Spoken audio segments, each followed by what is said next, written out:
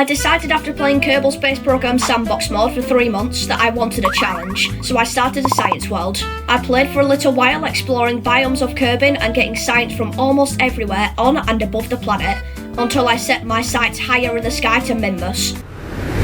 Okay then, let's start off this video by building the actual rocket that will take us to MINMUS. If you'd like to skip this bit, then go to 2 minutes 38 seconds. Okay, so what we're building right now is the lander, which will land on MINMUS and return back to Kerbin with all the science and crew, hopefully all intact. This rocket has 3 parts. It has the launch, if you count boosters, and that can also be in the 3rd part. It has the MINMUS transfer section, and then it has this lander that we're building. I did originally design this rocket to do biome hopping so that we could get as much science as possible by jumping across the surface of MINMUS. But seeing as this is the first mission to MINMUS, I decided just to go there and then straight back. So let's explain why I wanted to go to MINMUS and not the Mun. So the first reason is Delta V. It's a whole lot easier to get to MINMUS because it's a lot easier to launch because MINMUS is a whole lot smaller. And the second reason is the Kerbals thought that it could be made out of mint ice cream. And which place would you rather go? Somewhere made of rock or ice cream? Anyway, whilst talking about that, we did a quick little static fire test. I realised that the boosters were weighing us down, so I kind of scrapped the idea and just stuck with the 2 main fuel tanks and 1 engine. So after removing those boosters, the lander was pretty much done. So here's the stage that will get me to MINMUS. It's a pretty small stage. I didn't really want this whole rocket to be too tall, otherwise when going up into space it will probably tip.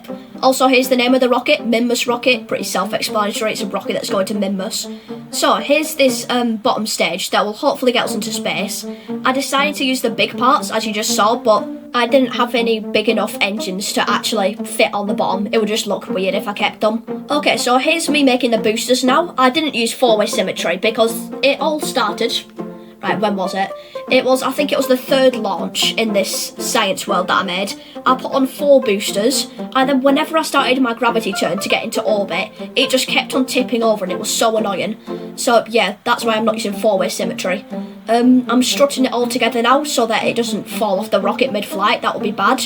And I'm also adding on fuel gauges, or gauges, whatever, so that the boosters' fuel will go into the main section, so that it's technically an extra stage. Anyway, speaking of stage, I'm doing the staging right now and adding on wings. Now that's pretty much the whole rocket, so let's press launch.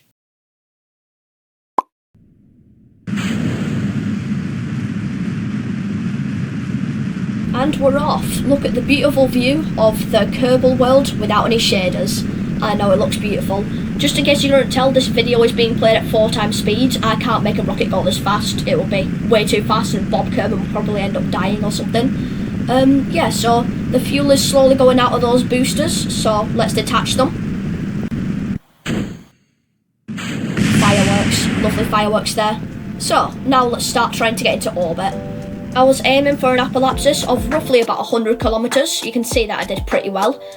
This orbit is alright. It's about 50 kilometers out. This is a good view here. Look at it. Oh, I love the views of Kerbin. Anyway, we're going to start the burn in a minute. There we go. This lower stage will run out of fuel in this burn. It is a pretty long burn because this thing weighs a lot. Bob Kerbin is dancing very fast in his cockpit, if you see him in a second, if I end up going off the map screen. Anyway, I feel like I'm going off topic here. We've nearly finished getting into orbit and this stage has separated. I said that it's not going to take 1 stage any seconds. There we go. We're in a stable Kerbin orbit, a low Kerbin orbit if you use proper language. Manoeuvre. This manoeuvre was really annoying to do, this manoeuvre to get to MINMUS. Honestly, it took me, I think it was about 5 minutes. I ended up nearly getting a mum periapsis in a second. Wait a second. Yep, there we go. Wrong moon. That's all that I have to say. Here we go. I managed to get an encounter here. And then here's me starting to lower it down to roughly 20 kilometers above MINMUS surface. Yeah, look at that. 20 kilometers. Pretty good. This burn actually has a little bit of a flaw. It's not a fatal flaw, it's just something that's kind of bad. You'll see this in a minute when I actually get close enough to MINMUS and actually look at the map screen. Anyway, the burn is coming up in a second. There we go, engine fire. Now this bottom stage will run out like a second before I get to MINMUS. You'll see that shortly. So then I can detach it in a second. and then I can use this stage to finish off the MINMUS burn to get my 20 kilometers periapsis, which is reasonably good. So the periapsis is like 26,000 meters. There we go. It's because maneuvers aren't completely accurate, and I did have to detach. Extended the landing legs. I didn't really want to whilst in orbit. They'd just be out for 3 days. Poor Bob, in a tiny little capsule for 3 days. Anyway, I think that I'll be doing science in a second. Here we go. Science high above MINMUS. So much science points for this, honestly. I'm going to be able to unlock so much of the tech tree just from this one mission. With biome hopping, it would probably be about double, but I just wanted a pretty easy mission. For the first ever Kerbal Space Program video on this channel, if you do enjoy this sort of stuff, this Kerbal Space Program video, then like and subscribe and comment down below what you'd like to see next. I think maybe a MUN mission, probably not a junior or anything, I don't have enough parts for that yet. So yeah, maybe don't comment, I'll probably be doing a MUN mission if you enjoy this. Anyway, we're going to get an orbit around MINMUS in a second. Oh yeah, here's what happened, right? I'm going north to south in the orbit. I'm not on an equatorial orbit, which is, it's not that bad. It's just most of the flats are on an equatorial orbit, so it's kind of like not very nice.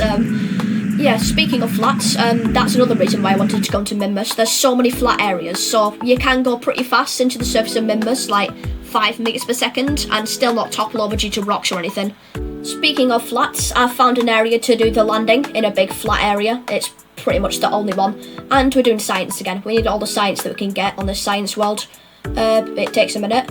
Also, I completely forgot that I had a thermometer on board. So I kind of lost probably about 300 science points, which sucks. Here's the burn that will get us on a collision course with MINMUS flat.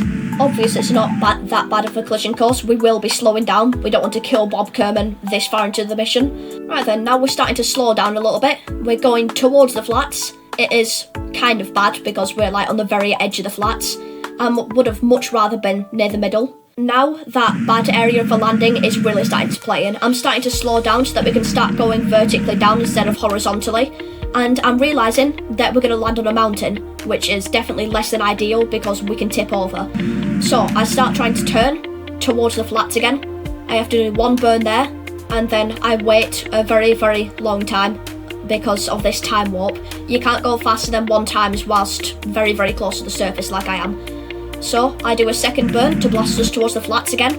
And then this next bit is actually quite repetitive. We're just going down slowly, bracing for the final descent.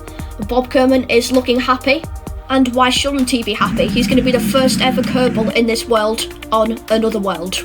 Now, starting to slow down as we're getting closer to the surface. Now, we're definitely going a whole lot slower. If you're new to Kerbal Space Program and you don't know what you're doing, just keep on retrograde and make sure that your spaceship is going straight down. Now, time for the final descent, played on 1 time speed. Shortly, this bit's still 4 times speed. Here we go. And we have touchdown on MINMUS. Look at Bob Kerman, he looks so happy. He's probably happy to take a bite out of the surface to see if it is actually mint ice cream. Now he's got to get out of that cramped little command pod and do some science for our space agency. So many parts that we're going to get from this mission, honestly, I can't wait. And he's finally on the surface of MINMUS. Not all is done yet, we need to do the most exciting thing of this whole mission, planting the flag. After scouting out looking for a good area, this area looks pretty good, so let's plant the flag. Historic moment here. And the flag's obviously sideways. Wrong way, but that's good. The flag says, Britain is on MINMUS. Bob the scientist has done it again. From Antarctica to MINMUS, what a man. Kind of a Red Ruff reference now that I think about it. Oh, that's a mouthful, honestly. It's tongue twisters. I can't speak, can I? I can't speak. Anyway, that's the thumbnail shot.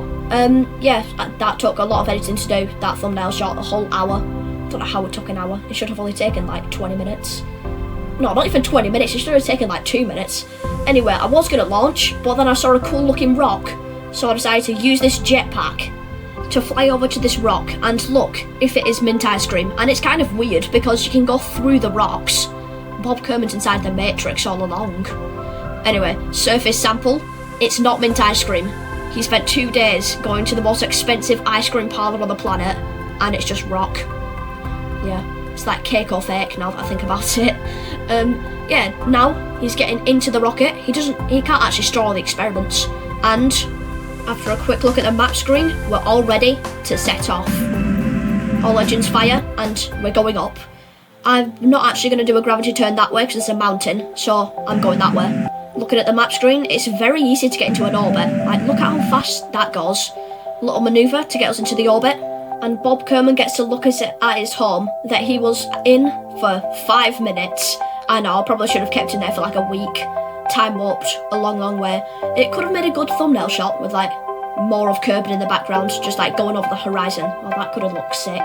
Anyway, the burn is coming up now to get us into an orbit. And yeah, MINMUS's gravity is so weak that orbits are so easy to get. Yeah, so he's now in a nice stable orbit.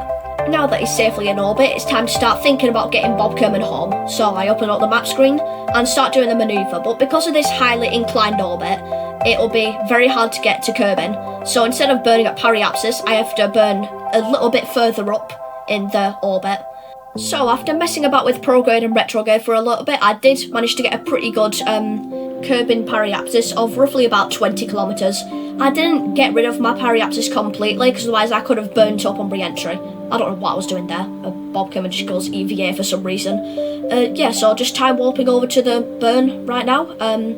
And whilst flying, I realised I definitely could have done like at least one biome hop. I have 758 meters per second of delta V, and I only need about 200 or 300 to get back to Kerbin. So yeah, I definitely could have biome hopped. And speaking of Kerbin, we're now going back. Just getting a good periapsis there, fine tuning with throttle, low throttle of course, and 20,000 meters. But here's a critical mistake. My periapsis is inside of MINMUS, so I have to load up a quick save. Yeah, and I have to do the burn again. I know, second time lucky. Yeah, so let's start this manoeuvre again, getting a good Kerbin periapsis of roughly 20,000 meters. It was a little bit inclined then, I just have to adjust it quite a little bit.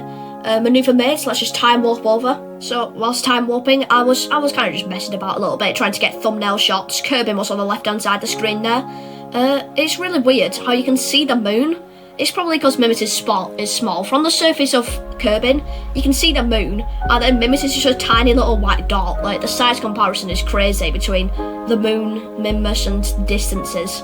It's a whole long way. There's another potential thumbnail shot that I was doing. I don't know why I was doing those. I definitely would have done one from the surface, no matter what thumbnail.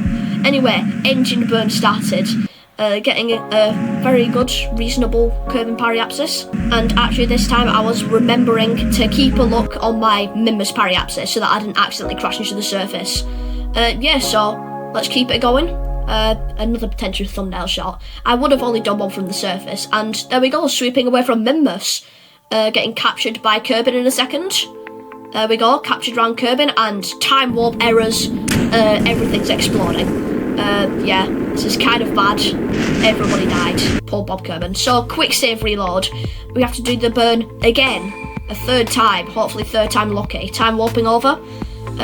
Keeping an eye on MINMUS periapsis this time, as well as Kerbin periapsis and time warp. I've had so many mistakes in this recording, honestly. Mun periapsis as well. That was kind of bad. I got a bit of a Mun encounter, but nothing to worry about. I didn't actually get any gravity assists or anything. And a little bit close to the mountain, but, well, not even close.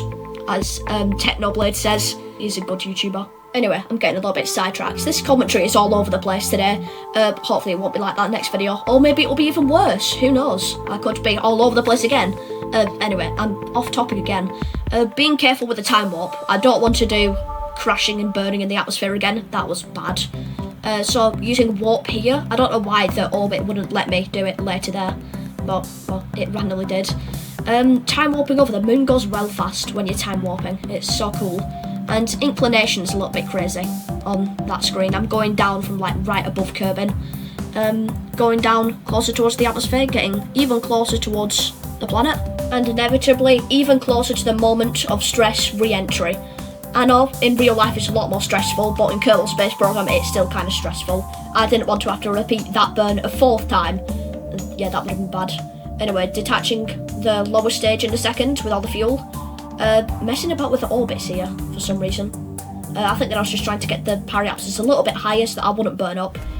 Anyway, detachment of bottom stage, hitting the atmosphere, and heat gauges were going up. It was kind of stressful, and things started exploding. Science was exploding in front of my eyes. New parts getting destroyed. Yeah, it was a bad moment in time. But nothing else exploded, I don't think. I think that was the end of all the fireworks. A lot of fireworks. Going across the desert. I haven't actually been to the desert yet in this world, but I have no science to do because they all exploded and I don't have anywhere to store anything. So, falling down towards the desert and deploying parachutes any second now. There we go. Deployed parachutes and gliding down towards the desert. It is a pretty long wait till we actually land. And landed on the desert. Mission complete. Bob Kerman is glad to be home.